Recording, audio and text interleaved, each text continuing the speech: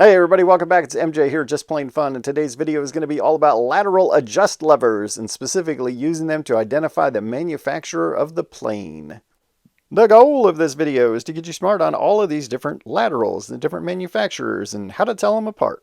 So let's dive in, shall we? I'm a Stanley guy through and through, so we're going to start off talking about those, and I'm going to just take you from what we now call Type 4 all the way up through Type 20, just kind of a quick rundown of laterals for Stanley, so that way when you see one, you'll know what you're looking at. This, of course, is one of the predecessors to the lateral adjust lever. It's a pre-lateral, so there is no lateral adjust lever. And then this is what we now call Type 5. It's got this very unique tab right here that engages the blade, and you'll notice that it has two patent dates on there. The first of which is 1876. Sometimes those patent dates are going to be on the back. Next up, we have what we call types 6 and 7. Those are both going to have 3 patent dates on there. And those are a little bit tough to read, so I brought this one out just as a better visual aid. And you'll notice the first patent date on there, 1876. That is the original patent for the first lateral adjust lever that was issued to Joseph Nicht. And then Stanley acquired it and started putting it on planes about 9 years later.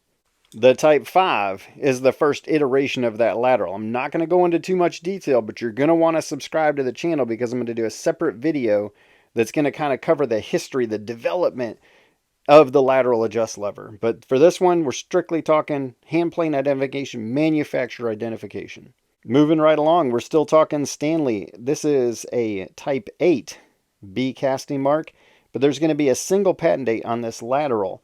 However, don't get bogged down on that because a lot of your Type 9s, which is what this is right here, still had that single patent date on the lateral. So don't get married to the idea that it has to be Type 8 because there's a single patent date. Now, along the way, Stanley was also making transitional planes. They were also making, of course, their number 2s. They were also making circular planes. And for the most part, most of these other planes, in addition to the bench planes, we're all going to use the same basic design on the laterals. So if you had one that was made during the Type 5 era, it's going to have that little tab on it. If you had one that was made during the Type 6 or 7 era, it's going to have the 3 patent dates, even on the number 2. And fun fact, if you ever need a lateral for your number 2, it's the same size, same length as what's on the circular plane, as well as some of the smaller transitionals. So that can be a source if you have a roached transitional to get yourself a nice lateral for a number 2. For what we call types 10 all the way through type 17 really, for Stanleys, no remarkable changes to the lateral. It's pretty standard right here. There's going to be no more patent date. It's still going to have the disc down here adjusting it. It's still going to say Stanley. Of course, it's going to have this additional tab that sticks down. Oh, by the way, orange paint on there, early 1930s. But the lateral remained the same all the way through. We don't see any real changes until really your Type 18 and especially your Type 19. And that's where we see the Stanley go from being horizontal like this to being vertical like this. So in terms of typing your Stanley, that can be a major indicator for the type. If you care to join me way down in the weeds, if you look really, really close, you can see there's some minor differences here between this being a Type 15-ish frog and the disc and the rivet that holds it on, and especially that rivet right there. And then this is a Type 17, and you can see there's a little minor difference in the center of the disc as far as how far it's recessed, that pin or rivet in there. The rivet's still the same, but then when we get to the Type 19, you can see there's a pretty major difference, and you're going to see some variation on these discs as well, and the rivet and how they're held in. But notice how the center of that is dropped down. That's another indicator. Even if you don't have the vertical Stanley, when you start seeing these changes, you know that that's probably going to be an 18, because a Type 18 or later. And the reason why that's important is because sometimes it's easy to confuse a 16 and an 18. But once you start knowing these little details, and then here, this is actually a Type 20. So we still got the vertical Stanley, but you can see more major changes. Well, not major changes, but you got more changes here to that disc and to that rivet right there. But speaking of Type 20s, this is pretty important to note. Type 20 is going to be that kind of that dark blue shade, that dark blue color like that. These are both Type 20, and this is something that you won't necessarily see in the type study, but this is going to be probably earlier. So you figure Type 20, what, 1962 to 1967? This is going to be an earlier one, but you'll notice, because we're talking laterals here, how we've gone now to that cheaper manufacturer, or that cheaper manufacturing style, if you will. And that's what that's going to look like there. So this is probably going to be a later one. This being our Type 20, the quality has obviously dropped off. They're looking for any way that they can save money on manufacturing. And that's a big part of the reason why the lateral is now shaped like this. But following the Type 20s, what some people refer to as Type 21, even though it's not in the type study, is going to be the Cordovan period. And that's where we get to the maroon, and you'll notice more cost-saving measures. So we don't have brass, we don't have a frog adjustment.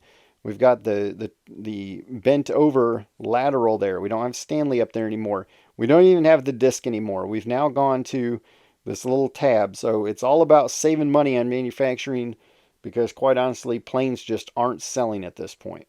And that is your rundown of Stanleys. And you're going to see that there are going to be some similarities between some of the things that I showed you. This tab, or this tab right here, you're going to see some similarities with some of these other manufacturers that we're about to talk about. I think a logical transition from talking about Stanley would be to talk about some of the other planes that Stanley produced.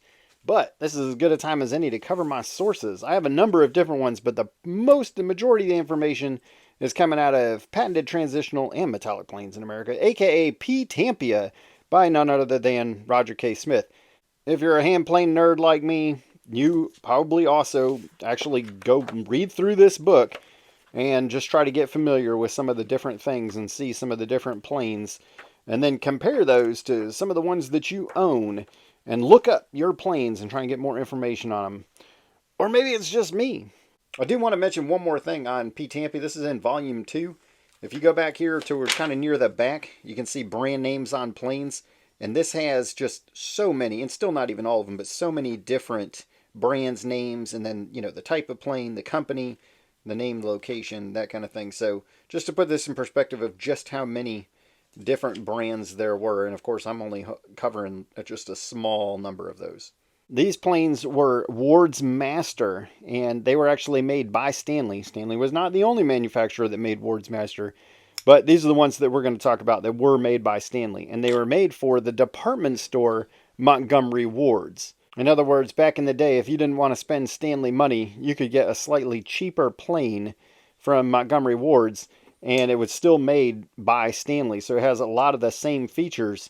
And you'll notice a lot of those same things that we talked about as far as the disc and the frog adjustment. All of those things are going to be the same on these Ward's Masters. But the best way, other than the different color, the best way to tell them apart from a Stanley is going to be that twisted lateral. And we're going to keep coming back to that lateral. So once again, cost-saving measure. It's a lot cheaper to produce that twisted lateral than it is to produce that complicated Stanley one with the T in the back. Now, this is another Ward's Master, another twisted lateral, and it was made during what we would call that Type 18 period, and that is as indicated by that diagonal knurling. So this is going to be a little bit, I don't know, would you say higher class, a higher cost? I don't know, of Ward's Master plane, but that's what that came off of. The primary colors here, red and blue, they would have had a matching lever cap as far as the background behind it to match. And that was one of many companies that Stanley would have made planes for under contract. Here are some more Stanley offerings. This is going to be the Stanley two-tone. So this is another department store brand equivalent. It would have still been branded as a Stanley. It's still going to say Stanley on it. You can't see it very well, but it says Stanley two-tone on there. So it's still a Stanley product, but it's a lower end product, and it's one where we once again see these cost-saving measures. So there's no tension spring back here. We've got the twisted lateral up here. A lot of times when you're scrolling the forums, especially say on Facebook and some of the hand plane groups, people will say that twisted lateral, and they'll think that it's kind of belongs to one group of planes or one brand or one manufacturer, and that is really not the case. You're going to see that twisted lateral in a lot of different examples on a lot of different styles and types of planes. So please don't get bogged down into that thinking that, oh yeah, twisted lateral, that means this. More Stanley offerings. This is going to be a Stanley Defiance. And I'm never going to miss an opportunity to show this one off because this one actually belonged to my grandfather. It's the only real heirloom plane that I have. But Stanley Defiance. So we see more of these cost-saving measures as far as the tab versus the disc here. And then the bent over lateral there. So you can imagine that's much cheaper to produce than trying to do the traditional one that we see on most Stanley planes. We're focusing on laterals, maybe a little bit about frogs, but you can see some of the other changes here. Stanley Defiance, often known by that kind of that distinct red color for the handles. And then we're back to a cantilever style frog, so it's not making contact with the frog bed there. And it's, you know, a lot of times just going to say Made in USA on the iron. Sometimes it'll say Defiance up there. But overall, just another department store brand equivalent. And that's where you would find something like that, is in a hardware store or department store. Of course, it's going to be cheaper than buying one that has Stanley that says Bailey up on the toe. Here's another one that you would have seen probably in a department store. This is a Stanley 4-square. So they were at least proud of enough of this one that they put their name both up on the front and on the lever cap. But once again, remember I promised you that twisted lateral, not only going to be seen on one model or in one place. Once again, twisted lateral. And this is, I mean, this is a 5 1/4 size plane. You'll notice it doesn't say 5 1/4 back here, but it's a junior jack plane and it's a Stanley 4-square. And then this is one of the different styles of lever caps that would have been seen on those. So, but once again, twisted lateral. And that's what we see another Stanley offering. Are you all tired of talking about Stanley yet? I bet you are. You're probably ready to get on to see some of these other manufacturers. This is a Stanley Gage. And we're going to get away from Stanley. Maybe we'll come back and revisit. This one actually does not have a lateral adjustment. So this one is designed to be able to just put your blade in there.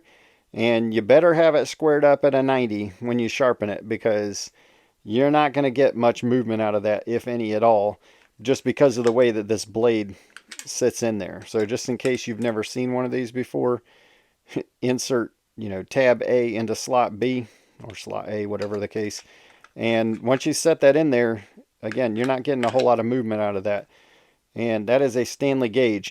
And they actually bought out Gage, which was originally more of a transitional type plane. But they took that technology, Stanley took their technology and moved it over and made a metallic version of it. Here we go. We're finally getting away from Stanley. What you're looking at right here is Sargent. And this one, you can't hardly read it, but it's February of 1891 is when that patent was granted. And that's when Sargent was making some of their early planes. Sargent had a pre-lateral as well, believe it or not. But this was what their early laterals looked like right here. I kind of think of it as an upside down horseshoe. When you're looking at Sargent planes, if you look at the bottom of the frog here, or the back bottom of the frog, you'll see 409, 414. So 400 series associated with Sargent. 409 being their number 4 size, 414 being their number 5 size, which, by the way, that's the length of the plane, so 14 inches and 9 inches. But pretty interesting lateral there as far as that upside down horseshoe, and you can see where that rivet comes through and sweeps back and forth. And just like on the Stanleys, they use the same design for their transitionals that they did for their metallic planes. And I am not going to pretend to be smart on Sargents. I know just enough to be dangerous. I know to look for things like 418 on the bottom of that. And I know this is obviously a later lateral, so this is after they went away from the horseshoe. If you want to get smart on Sargent planes, I encourage you to go to timetestedtools.net, because Don Wilwall over there has done a tremendous amount of research and has written extensively about Sargent planes. But that's where you can see the type study and you can identify what type your Sargent plane is. But for the purpose of this video, I just wanted you to be able to see this is what the frogs look like, this is what their laterals look like, and that'll give you a leg up. And you'll know kind of what to look for if you see a Sargent plane out in the wild. This is another plane that I'm not going to miss an opportunity to show off. This is a Turner plane made in Australia. And this plane was given to me by one of my longtime customers. So thanks again, Mark. I really appreciate it. And what Turner did, and similar to what Record did, if you're familiar with Record planes from England, is they essentially copied Stanley's design. So when you look at this, you see a lot of similarities here with the lateral. You see the disc here, you see the rivet, you even see the T up here on the end. So it is a blatant copy of Stanley. There's nothing wrong with that. Obviously the patents had expired, and they are more than welcome to do that. Stanley had manufacturing plants in Australia, by the way, as well as in Canada. But Record and Turner both pretty much made copies of Stanley, and that, to me, speaks to the quality of Stanley. I know that's going to get some people riled up. But once again, Turner, if you happen to see one of those. Have I mentioned yet that just about everything you're seeing in this video is for sale in terms of parts and even complete planes? That's at the time that the video is being made. They may have sold by the time you watch it. But this is Miller's Falls. This is a company that got a little later start than a lot of the other manufacturers, at least in terms of making hand planes. But they made the standard sizes. They also made planes under contract for companies like Dunlap. They made some Craftsman planes. But we're talking laterals, so let's take a look. This one is very unique. You can see it's kind of got that, what would you call that, an upside down L? I don't know. It's pretty obvious a lot of times with Miller's Falls just because they're going to have that red paint, and it's the same red paint that you're going to see on the Dunlaps, on the Craftsmans made by them. But that lateral is a one of a kind, and you're going to know, of course, we've got the disc, just like on the other ones. You've got a rivet holding that lateral on.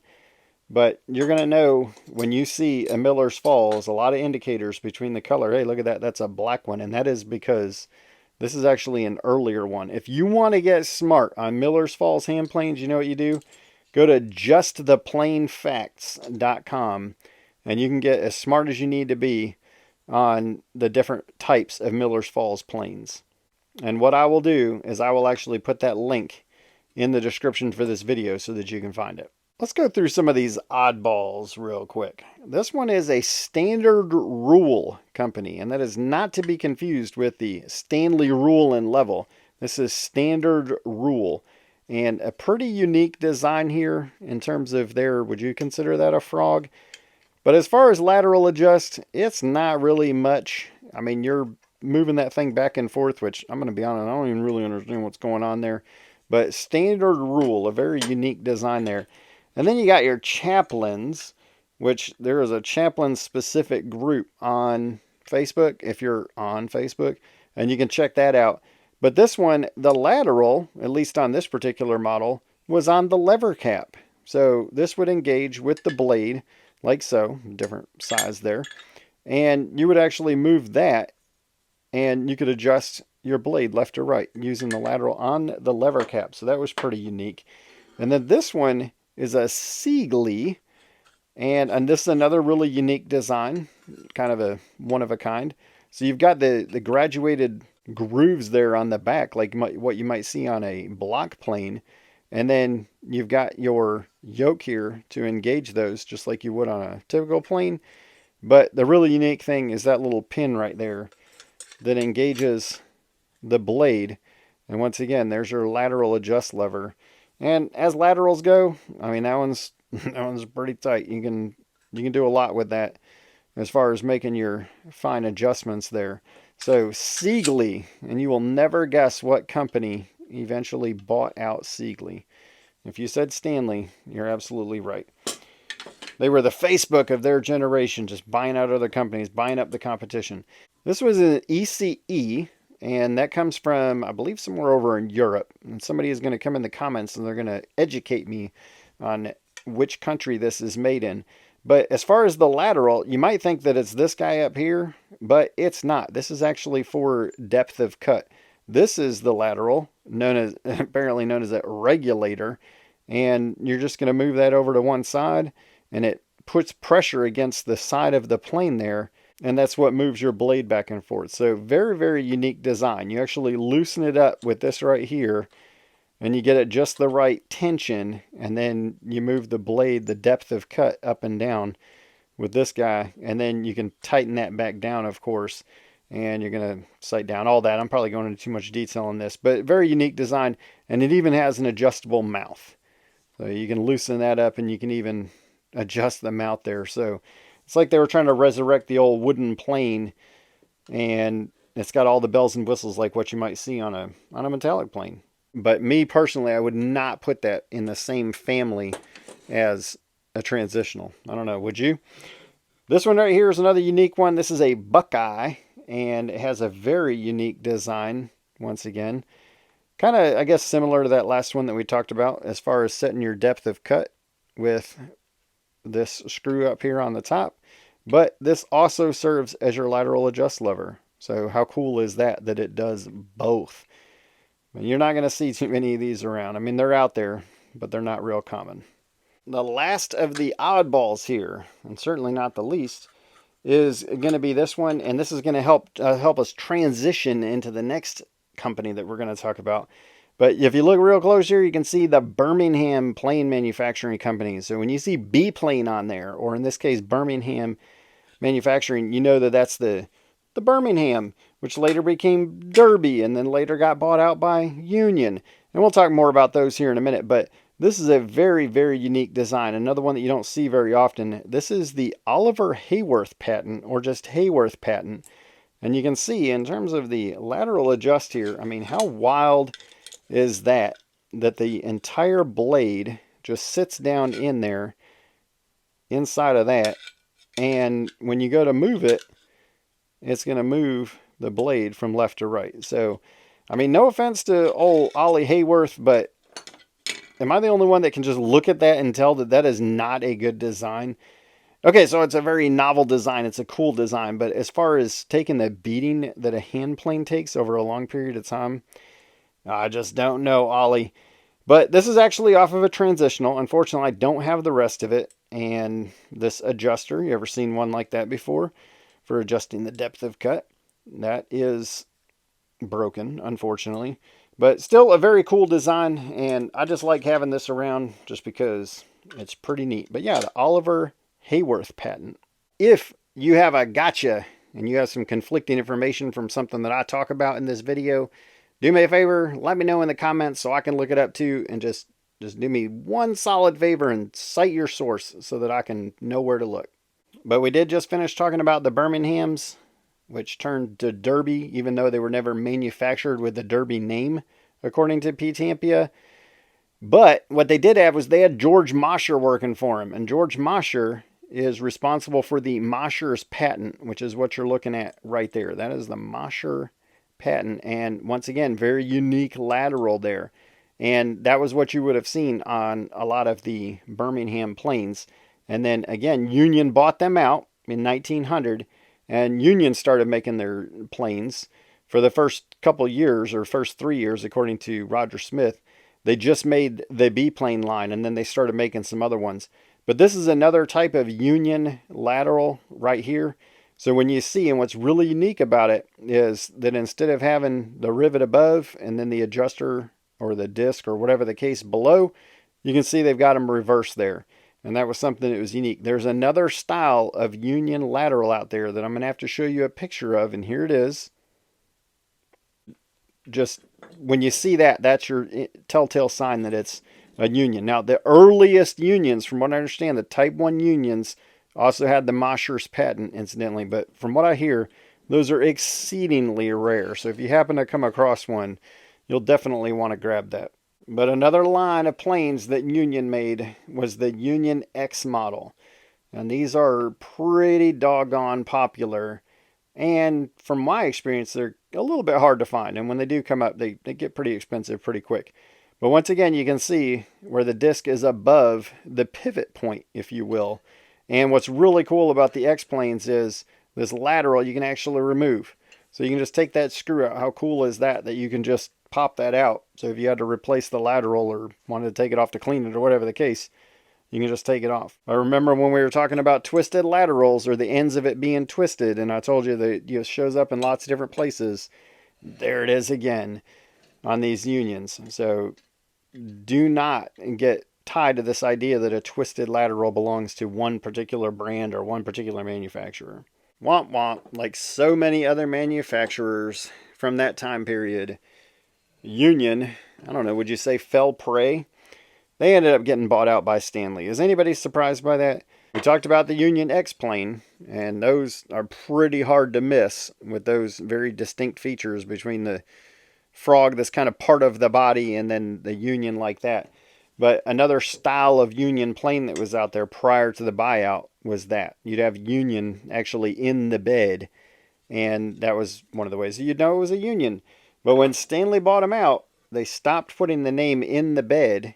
You still had the, like in this case, number 3 up here, but it wouldn't say Union in the bed. Instead, it would have Union on the lever cap and Union on the iron, and or the blade, whatever your preference. And so this is a Stanley made Union.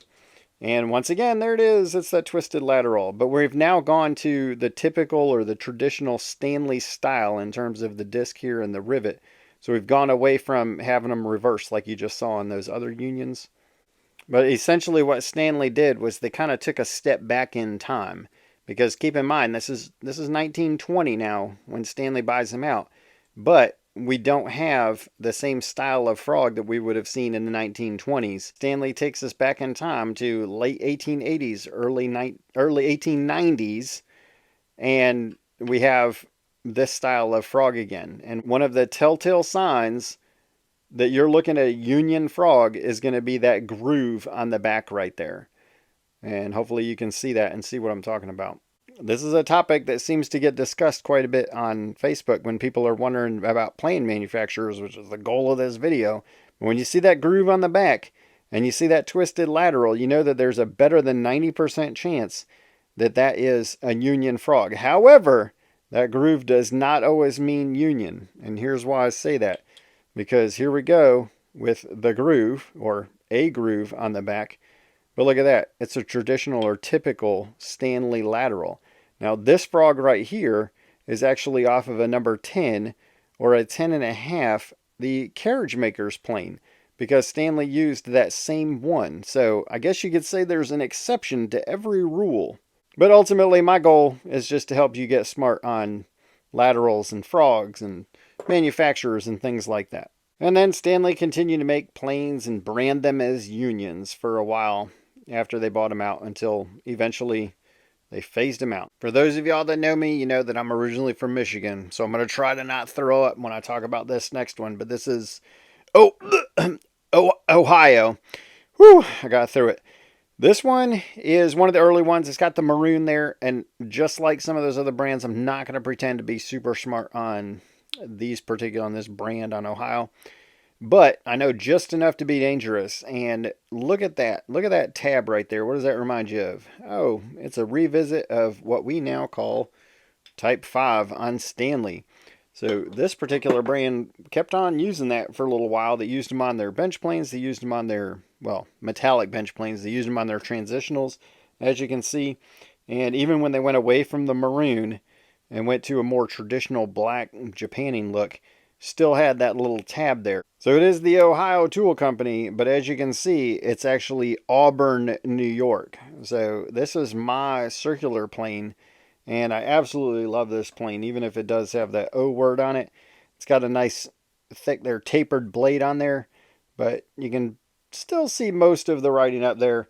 But the main thing is to show you, once again, that same lateral with the tab there instead of the disc like we see on so many other companies. One more important thing to know about Ohio is they made a lot of Keen Kutter planes as well. And this is a Keen Kutter frog. Still got the twisted lateral there, and you can see kind of out of the top of that is a similar design.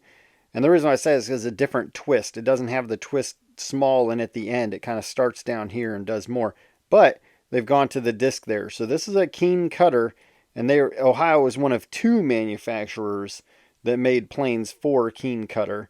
And the way that you'll know those is it's a double K. It's a KK 5.5 or a KK 7, whatever the case. That's how you know that Ohio made it. And I did misspeak on another video a while back, and I made sure I made a comment in there and pinned it. So if you happen to watch that video and you saw where I said another manufacturer, I should have said Ohio. But their frogs are pretty similar. They're not exactly the same there, but they're pretty similar to the ones that Ohio was making. Now the other company that made Keen Kutter was Stanley. And here we are back talking about Stanley again. But what Stanley did was they made them in the design of the round side bedrocks. So even though this was much later, Stanley kind of did the same thing that they did with Union, where they kind of went back in time and they started making what was essentially the round side bedrocks again. You can see how similar those are. These frogs are actually interchangeable between a Stanley and a King Kutter. And the only significant difference between the two is going to be the lateral. And that's kind of in the theme of this video. So Stanley here with all the bells and whistles, the features that we talked about. And then this being Stanley's version of the King Kutter, or their one. And the way that you'll know this one is because it's a single K. So you'll see K7 or K4 or K3, whatever the case, on the bed of the plane itself. There are probably more that I could talk about. More laterals, more manufacturers, more companies that were marketing those. But let's go ahead and finish up and talk about the Lie-Nielsen. And you can see that this is kind of a traditional design. The Lie-Nielsen's, of course, based on the bedrock design as far as the frog bed and everything goes. But you can see they've got a disc. It's a little bit better machined, I think. And you've got the rivet holding it in. And then what's really cool is on the end, they actually, of course, they went with brass, at least on this model. But they got some little screws holding that in. So in case you ever needed to, I don't know, replace that or adjust it or clean it or whatever the case might be, they put some little screws in there. So how cool is that? But yeah, Lie-Nielsen, based on the original flat side bedrock design, and kind of picking up right where Stanley left off, but with the few advances in technology.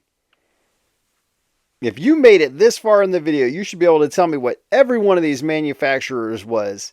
But more importantly, thank you for watching. Come on in the comments and let me know what you're thinking. Let me know what questions you have.